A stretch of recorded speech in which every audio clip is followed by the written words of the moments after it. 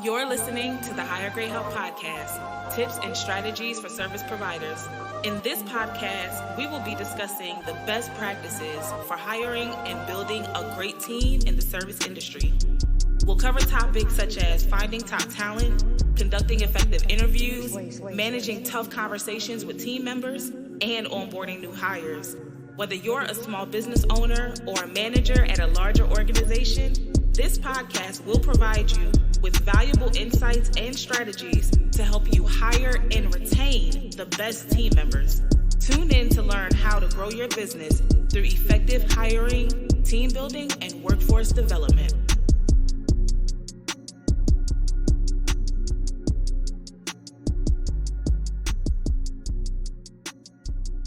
Okay, welcome to another episode of the Higher Grade Help Podcast. Today is going to be a really special episode. Reason being is we have a bomb guest and I want to introduce you to on today's episode, Miss Latoya Frazier. She is a business strategist. Latoya is if you don't know, you need to learn and do a couple of more runs around the ring because Latoya is one of the experts of this space. Okay. Ask somebody. Latoya is a 2 times published author. She's a podcast host, a business strategist, and not to mention a busy mom of 3 who stepped out on faith and left her corporate career after 20 plus years to pursue her dream as an entrepreneur. She used her business and her personal experience to build a profitable and sustainable online business. And let me just give you a little bit of receipts and just to let you know why you should listen to Latoya when it comes to how to plan your online course content. She's been featured in places like Voyage Dallas Magazine, and she's a certified content marketing and customer value optimization specialist through Digital Marketer. Yes, the Digital Marketer.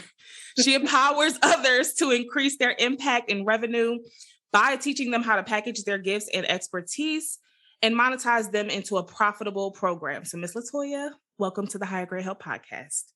Thank you so much for having me. You are welcome. I couldn't wait for this. I was really excited when you said yes. Reason being is, we've had this wave of course creators hit the industry over the last couple of years. And so I really want to talk about some of the best ways to plan that online course content and what you would suggest are some of the best practices based on your years of experience in this field. Yeah, absolutely. Again, thank you so much, Sina, for having me. And when it comes to online course content, one of the things that I have to tell people all the time that it's not cookie cutter, right? Because everyone's content is different. There's method to the madness, and there's a framework that you could use. But people always think that they have to stick to one particular way. I like to give a framework. You plug your information into that, and you kind of make it do what it do. So when we talk about online course content, there's one thing about planning the content. And then the second thing is about implementing the content, right? So I talk to people all the time. They say, well, I know what I want to do, whether it's a course, whether it's a signature program, but they just don't know what they need to do in terms of getting that information out of their head and actually into a space where others can consume it, right? So that's one of the things that I'm excited about sharing with your community today. Yeah, well, okay. So you just kicked it off right there. I want to dig into that first part you mentioned. What's the importance for, just give us a 30,000 foot view. What's the importance of really planning out the content that you're going to put out versus just packing your program with information, that information overload? What's the importance? There's so much importance to that because here's the thing. I always encourage people to focus on one solution, right? We want to help people. We have so many expertise inside of us, so much that we want to just give everything at once. But I always tell people focus on one particular area first and then identify the goals. What do you want your customer or your client to gain after they take your course? Right?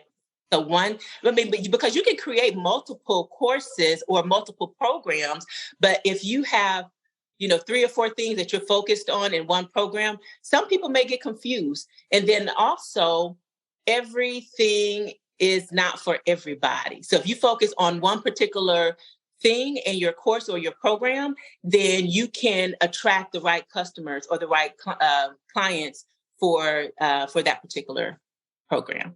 Yeah.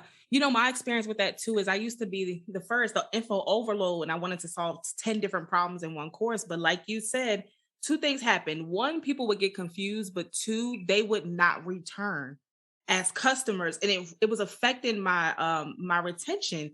So I said, Yes. okay, we have to take into consideration the adult learning process, like how brains process information, and we have to think about that. So focusing on one, and then it makes it too puts you in this category where, like, if you're solving one problem, you become known for that thing, and Absolutely. people know to go to you. So it helps your marketing. I agree with you. So if someone, so I know our audience is typically service providers. We have some coaches out there, high ticket coaches, a lot of course creators. So if someone in the community was listening to you and they're like, okay, Latoya, I know I need to do the one problem thing.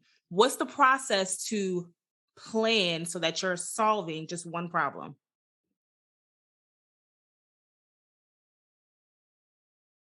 She always says, one program will change your life if you let it. That's good. One program will change your life if you let it. So like you were saying, focusing on that one program, you become known for that particular thing in the industry. So one program will change your life if you let it. If you don't take nothing else away from this, this talk, take that away.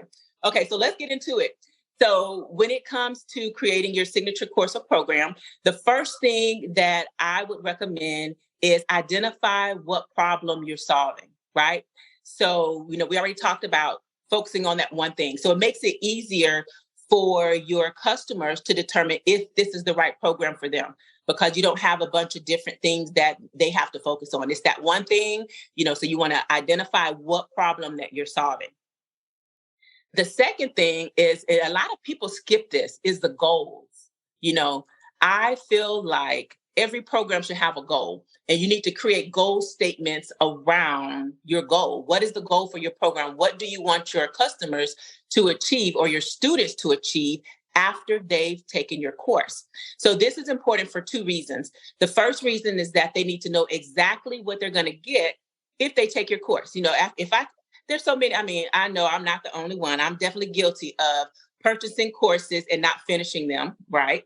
Or purchasing a course, finishing them, but not taking the next steps in terms of implementation, So when you make it clear, if you're focused on that one thing, that helps your customer identify exactly what it is that they're going to get from taking your course. And then the second thing with that is, I always tell people to think about it from a testimonial perspective, right?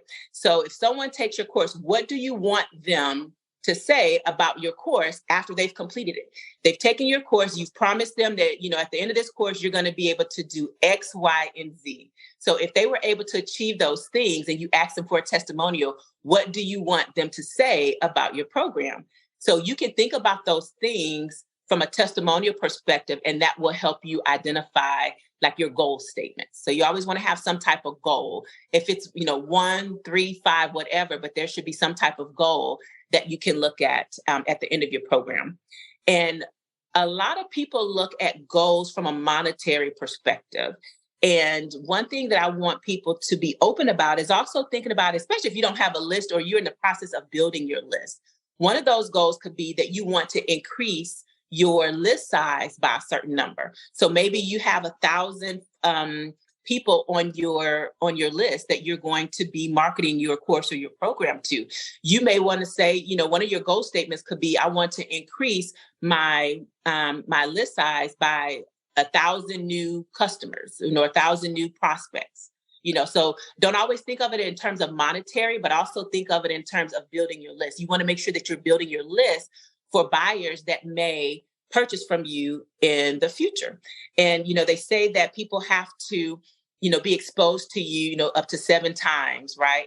In order for them to, to purchase your programs. They have to like and trust you and things of that nature. So what are you putting out there to be able to grow your list for people to purchase from you in the future? That's good. That last one was good. I want to go ahead and finish, and then I want to come back to that point. That was good. Okay, perfect. All right. So the next step I always tell people to do is brain dump. Now, this could be the fun or not so fun part, right? Because when I think about, the things that I want to do and the things that I want to get out there and share with people, there's so many things in our head, but especially if you're working with a team, you got to get those things out of your head and, on a Google Doc, on paper or something where you can share with, your team or whoever may be helping you launch your program or your course. So I always say, do a brain dump. So I have a really strategic way of doing this. And I like to give people the example of, think about it as if you are cleaning out your closet, right? So we're taking all these things out of our closet. And so we have a pile of things that we need to either donate or keep, right? So we think about it in terms of, okay, here's all the things that I've taken out. Here's the keep pile. Here's the donate pile. Here's the use pile, or whatever. Okay, so think about it in the same terms of your content. You have to get it out of your head and decide what you're going to do with it. Am I going to use it in this course? Am I going to just do away with it, or I'm going to use it for something else in the future? So I have 3 rules when it comes to brain dumping. And I have clients where, we have to sometimes just get on a Zoom session because I need the information out of their head. They're explaining it to me. I'm excited. I'm like, yes, we need to get this course out into the universe. People need this. And I was telling them, I was like, you're selfish for keeping this to yourself. So let's get it out here in the universe, but I have to get it out of their head first. So I think I tell people to think about it in terms of journaling, right? So when you journal, or, you should just write, just freely write. Don't even worry about, punctuation, spelling, any of that stuff. Just get it out of your head. So the first thing is to do, my first rule is to just write and just get it out of your head. Don't worry about anything. And then number 2 is don't overthink it. Now, I'm an overthinker. I'm trying to, come out of recovery, but I'm an overthinker when it comes to different things. So don't complicate it. Just write it. If you think it's something that may be valuable to your course or your program, just write it. And we'll come back later and determine if we're going to use it or not, but just get it out there. If it's enough to be holding space in your head, it's enough to get it out there. Right. And then the most important thing about the brain dump is just do it. And here's the thing that I do. I like to time block. And when it comes to your course or whatever you're doing, I think time blocking is just important in general. And I need people to understand that it's just as important as any other appointment that you have. Time block it. So if you want to say, you know what, I'm going to work on my course content today or my program today. So I'm going to block my calendar from 11 to 1. During that time, that's all you need to work on. You may finish early. If you finish early, that's great. But at least you have it on your calendar. Because if I don't have it on my calendar, then it may not get done. I may have great intentions and say, you know what, I'm going to work on it today. But if it's not on my calendar and I don't plan it and keep it as an important item, then I may not do it. I'm like, I may be able to do it tomorrow or later this week. So that's why it's so important to just do it. Mark it on your calendar, time block it, and say for the next 2 hours, I'm going to work on, just getting these ideas out. Yeah. All right. So the next step is after you get the ideas out, now you have to organize the content. So I like to use the sticky note method. So some people use sticky notes, some people use index cards. Either way will work. And I like to use the sticky notes because usually when I'm brain dumping and I'm kind of like in my zone, I got like a big whiteboard out and I got the different color sticky tabs and I can move stuff around. So now that you have the brain dump out, you can use the sticky note tab or index cards to kind of organize your content. Now, when you're organizing your content, I don't want you to think of it in terms of modules or anything like that yet, or just content in general. Think about it in terms of lessons. Okay. So we're going to group our lessons because, using the sticky note, you can say, okay, let me make sure this makes chronological sense, right? If you're teaching something, okay, does that make sense? And if it doesn't make sense, then you can use the index cards or the sticky notes to kind of move it around on your whiteboard or however you're organizing that. So organizing your content. And then the next step we want to expand on our content. So this is where we're actually going to start, identifying what modules that we can develop based on the lessons that we did in the previous step. So in this step, you want to kind of aim toward, depending on your content, 4 to 6 modules. You may have more or less than that, depending on what it is that you're actually teaching. So I always say aim for 4 to 6 modules. And then within those modules, you may want to have 3 to 5 lessons within those modules. But again, you have your sticky notes so you can move things around. If you are using the index or sticky note method, then like I said, it's easier to move things around. And then you can also eliminate things as you need to as well. And then the next step, which is I call step 6, is you're actually writing your lessons. So now you've kind of got everything out of your head, right?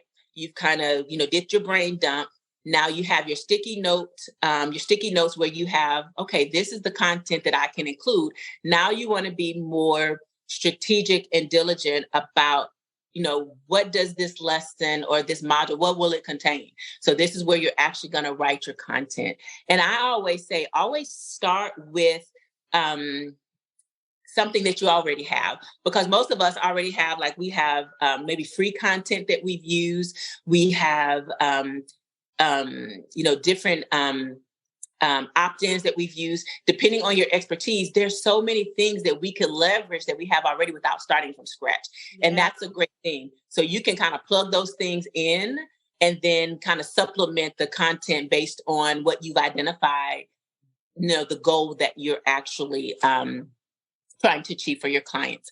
And then the next step is review. So now you have your lessons, you have your modules, and now you're going to review to make sure that it makes chronological sense. And I always tell people, make sure you have like a business bestie or something like that you can have to run through your information, or maybe even somebody you just reach out to and say, hey, I would love for you to, take a look at this content. Maybe you can offer them something as an incentive for doing that, because we know what we want our content to be, but we have to make sure that it makes sense to others, right? If we're trying to sell this program, we want to make sure that it makes sense. It makes sense to us, right? Because we know it. This is what we do. So having someone else take a look at it and be able to ask questions, say, you know what?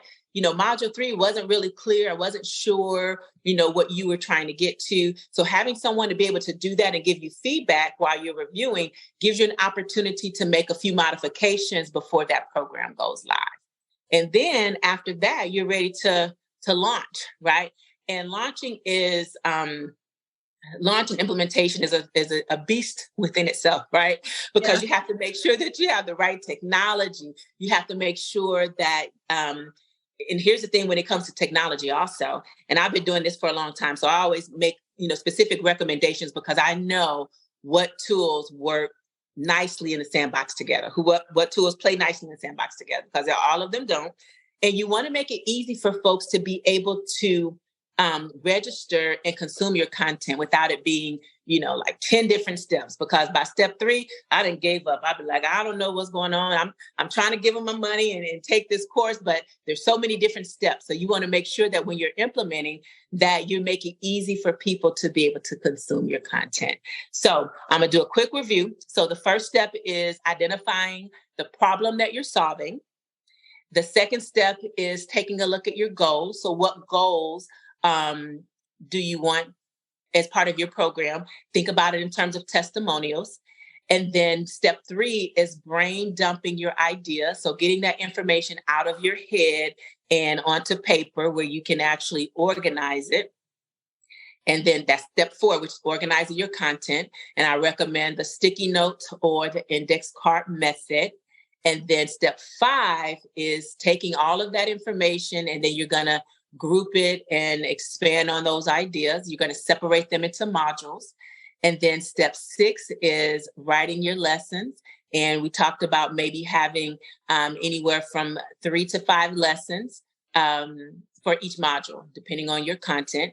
And then you want to review, just make sure that everything makes sense. If there's something that you have in there that doesn't make sense, then maybe you can remove it.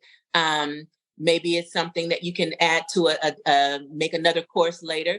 But, all of that brain dump information, the information that you don't use, you also want to think about, how can I use this in the future? And then you want to move into implementation. So there we go. Oh my gosh, you said so much. I'm trying to go back a little bit so I could pull apart all the gems. That was a lot. I think first of all, thank you for sharing your full process, because someone could take that and literally go create a best-selling course. So thank you for even just, being that generous to share your process that way. You're welcome. I think the first thing I took from it, like the hierarching, overarching thing that I took from that was, this is a process. You don't just open up a account at some type of learning platform, learning management system, and then throw videos at it and say, I have a course. Yes. It's a lot more, it's a lot more strategic. It takes a lot more, it takes a lot of your, what's the word I'm looking for? Like, you have to be, the words on the tip of my tongue, like you have to be intentional. You have to be intentional about what you're putting together, the impacts you want to leave, the goals you want to set. So that's the first thing I took from it. But then a few things that stood out to me. So the first one was about the emails. and and I wanted to expand and kind of ask a follow-up question on that with the emails, because we hear this all the time, the money's in your list and all of that type of thing. But, with the pace of content that is required for most course creators, coaches to create in order to stay present, in order to stay visible, sometimes email falls by the wayside. A lot of times email falls by the wayside. So, I wanted to come in and say, from my own experience of creating courses, is it's worth the time invested if you focus on not just building your email list, but nurturing them. Yes. Particularly around the goal you're solving with the course that you create. And you dropping that was very important. And I think a lot of us missed the ball with that, not realizing that people will continue to purchase from you updates to your course, additions to your course, workbooks you put out that go with the course, new courses. They'll continue to do business with you literally years in the future, because you nurtured them properly on an email list. We can't say the same for social media platforms. No. Not even a little bit, right? No. So it don't matter how many reels and TikToks you make. It's not the same connection. And that's something I learned in my 8 years of doing this work, is like the email list, literally, it's like how we used to have the phone books, or used to have an address book, and you would write down it's personal.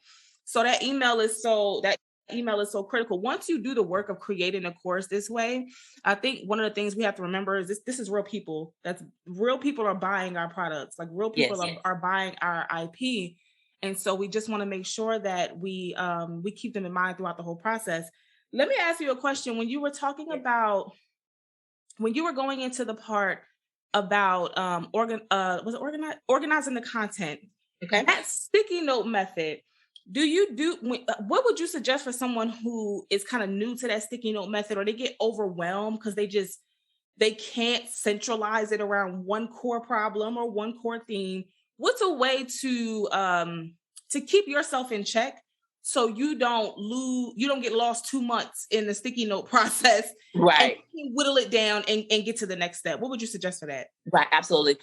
So the first thing I would say is first you have to try it, because you don't know, if you've never done it before, then you can't say, you know what, I don't know how to do the sticky note method, or it doesn't work for me.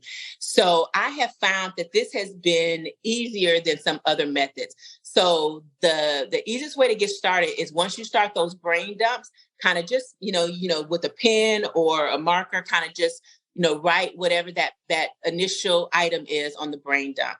And it was hard for me in the beginning too, because I'm like, pencil, paper, or I'm like, let me pull up a Google document and just do it that way. But when I started doing the sticky note method, what I like to do is use different color sticky notes for different types of content, right? So if I'm doing a brain dump, so let's say, for instance, let's just use systems. So if I'm doing something on systems, I may have like one color sticky notes that talks about the different systems that may work, let's say for creating your course or whatever the course platform is. So for example, maybe Thinkific or Teachable or something like that. So I may have a certain color for those systems. The second one would be, okay, what do I need these systems to do? So I may have a different color for that, So I needed to be able to, do I want it to drip the content?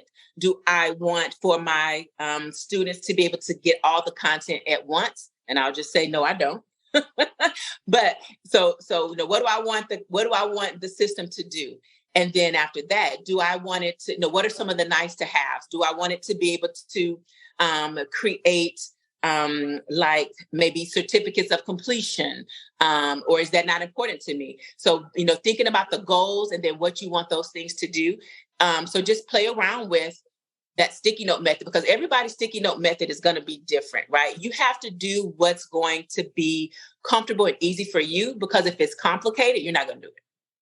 Yeah. And it's going to be just another thing that's on the list that's not completed, or your to-do list is not completed. So just think about it in terms of, just try it first, see what works for you. If some of the things work for you, and I say keep it in categories, like with the systems example. So what's the systems, here that I'm teaching, what do I want them to do? And, what are some of the benefits, that my students will have, as a result of this. Yeah, I love how you break it down so simple, where it's like, okay, boom, I can put it in these 4 buckets and I can move right through it. Thank you for sharing that. What you said, if it's not simple, you're not going to do it. That's true for you and your customers. Like, if it's not simple, nobody's doing it. So if you just keep that in mind as you go through this, it's such a satisfying feeling when you get a course done, when you launch it and when it's in the world and you see those first, couple of payments starting to come. It's such a satisfying feeling. So I just want to encourage anyone who's listening to this to take Latoya's advice, reach out to Latoya, and just figure out how you can get this thing into the world. Let me ask you, because you mentioned tech a couple of times. Yes. To what plays well in the sandbox, what things go good together. So what would you suggest, or what would you say is best practices for a new course creator when it comes to their tech stack? What's the easy ones to use together? So here's what I'll say about that. There are some easy ones to use together, but what I like to do when I'm working with clients, because some of them already have some technology systems and tools in place. So I like to do an audit to kind of see what they're already using, because if you're already using something that's going to work well in the sandbox together, I don't want you to change that, right? Because you're already spending money on that. And another thing that people don't take a look at is how much is it going to take on the back end to launch this course. We'll talk a little bit about that in a second. But I like to do an audit, a systems audit, to see what you're already using. If the things that you're already using works well, that's great. Then we'll continue to move forward with that. Depending on what the goals are, I have recommendations that I have for my clients in certain tools to use, because you have to think about it again in terms of, what's important. Is it important that you drip content? Because if you're using a tool that doesn't drip content, then you don't want to go with that technology stack. So, do you want it to include gamification? That's a huge thing now. Do you want it to present or create certificates of completion? Do you want them to be able to complete, module 1 before they go to module 2? So there's a lot of things that plays into that. So there's not one particular answer that I can give for that. It's really based on the goals of the client. It is the goals of your course and how you want that to play out. So based on that, then I can make recommendations on what tools you should use. But I always like to do that. Audit, because a lot of people are paying for tools that they're not using. Yeah. Right? They're paying for tools they're not using. I'm like, well, how long you been paying for this? When was the last time you used it? I've been paying for it for a year, but I've never really used it. So, okay, so let's see if we can, get your money's worth, right? So, so that's one of the things too. You have to think about the budget too. It's not just the budget to get the course out. So do you have to hire, do you have to outsource some of this?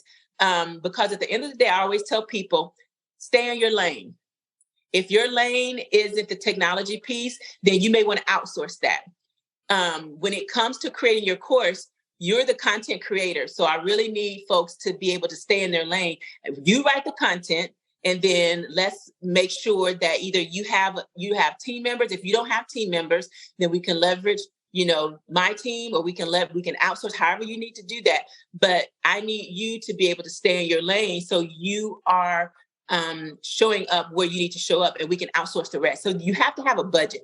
A lot of people, I'm always surprised that they don't have a budget or don't know what their budget should be. So it's not just having a budget for outsourcing. You have to have a budget for these tools that you're using. Because, say, for instance, if you're using WordPress, if you're not using WordPress, what tool are you using? Some of these tools that we need to work together, some of them you have to pay for, right? So you have to have a budget. If you don't have a budget, or you don't know what you need to have a budget for, you need to have funds allocated for that. So I wanted to add that in when I answered the question about the technology stack, because it's not just about the technology, it's also about, the funding piece of it, because a lot of people don't think about that. And that's why a lot of their programs or their courses don't launch, because they weren't prepared in terms of, I have to pay for the technology, but I also have to pay for the resources in terms of people and systems that's going to be able to help you implement your program.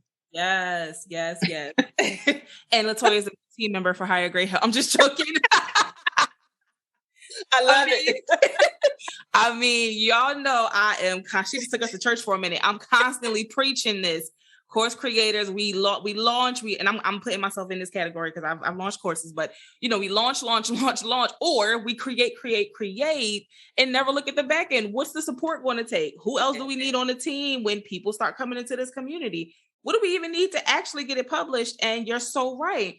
The budget is often forgotten about because, we see the end goal and what we want to bring in revenue, but not what the operational piece is actually going to look like. So that is, and funnily enough, we just started offering this service where we're helping people do the hiring process itself. So we've been doing that for clients behind the scenes. And we had a client we just worked with. We were going through her tech stack, same thing. She was launching a couple of new services, new courses, and she was paying $2,000 a month over in tech that she wasn't using. I'm like, this could be going to the team. You need this person hired this person, but we paying for tech that's sitting on your computer. Let's look at where we need to reallocate money. So, oh gosh, I mean, we could just end the episode right there with what you just said. Right? So let me ask you this. A little bit controversial, but this is not really controversial. We just hear this question. I hear this question get asked a lot.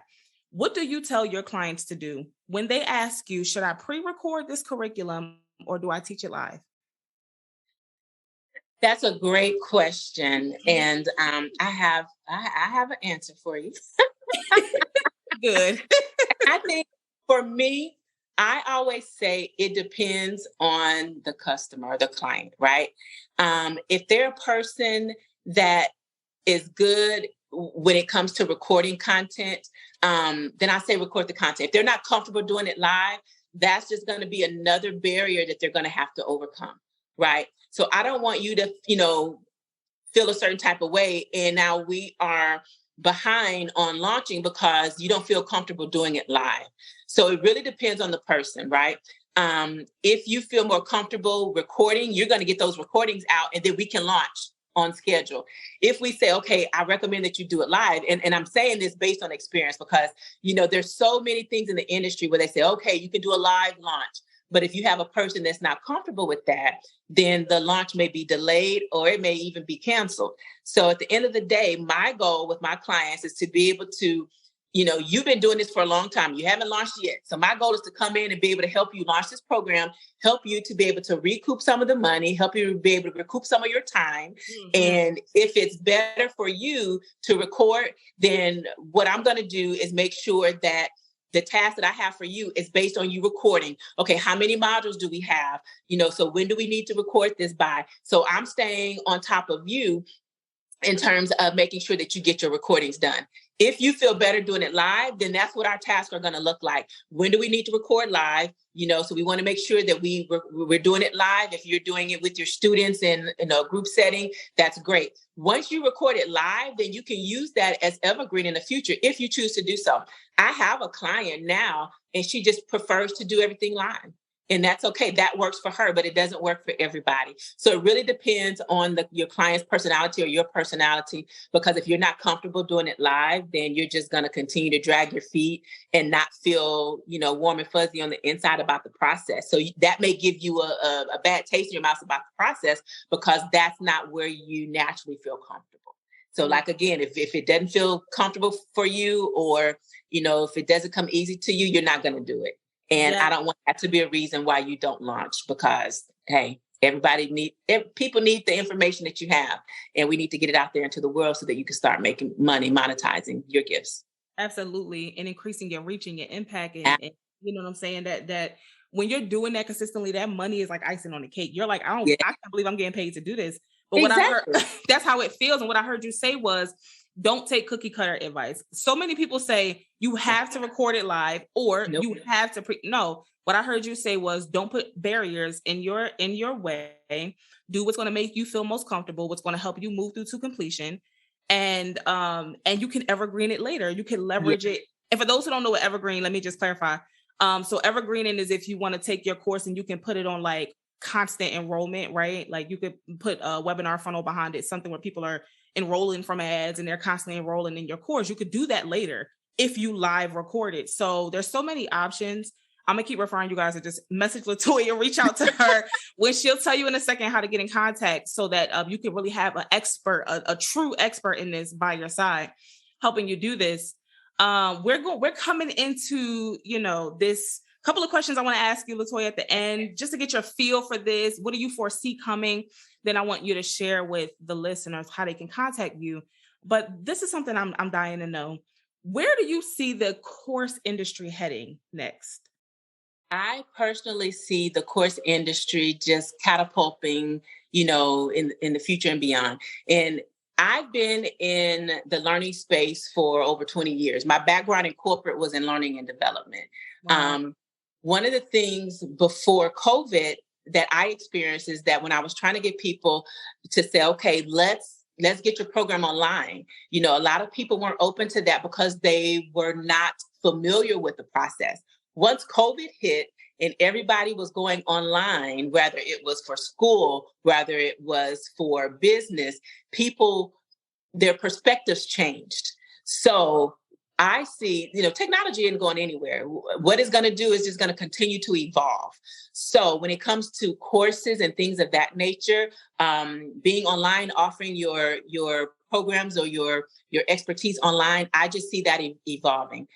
Technology just continues to improve and get better as time goes on. So to answer that question, I say, it's going to continue to evolve. So now is the time. If you haven't jumped in on the ground floor now is the time to do that, because it's not going anywhere. That's just going to be able to help you leverage multiple streams of income in the future.